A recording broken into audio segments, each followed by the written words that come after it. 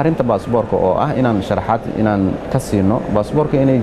baasaboor Soomaaliyeed oo electronic lagu kalsoonaan karo in cid mas'uul ka tahay inaan u sharaxno wayna nala qaateen waxayna rajaynaynaa inay imaan doonaan Soomaaliya sanadkan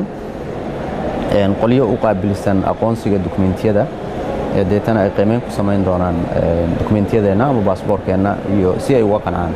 waxa kaloo hadda aan ku guuleysanay inay aqoonsadaan baasaboorka Soomaaliya gaar ahaan midka diblomaadka ah ay aqoonsan yihiin oo taas u aqoonsadeen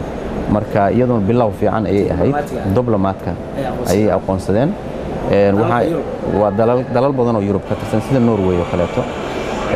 waxaan ku ballanay inay ku xijiyaan shaqaalaha dawladda kadibna ay kan buluuga marka sanadkan waxaan rajaynaynaa wax badan inaan ka qaban arintaas waxaan rabaa inaan ku xaqiijiyo meel ay uga jirtay safarkeena dad la soo celinayo maysan jirin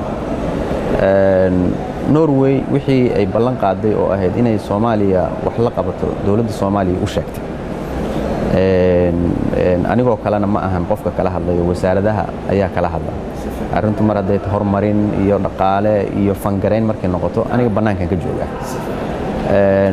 mid waa taas oo hadda galaangal iyo inaan budget inaan dhaqaale helo iyo uma tagin balse shaqadeeyaba ma ahan kuma jirto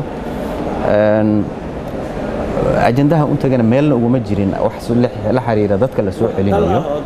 oo qaxooti kala hadalna ma jiraan inaan waxaan kala hadalnay oo kaliya waxay dadka Soomaalida ay socdaalaya in xuquuqdooda la ilaaliyo in wixii idinka badan oo aad aragtaan oo si sharci darra dalkeena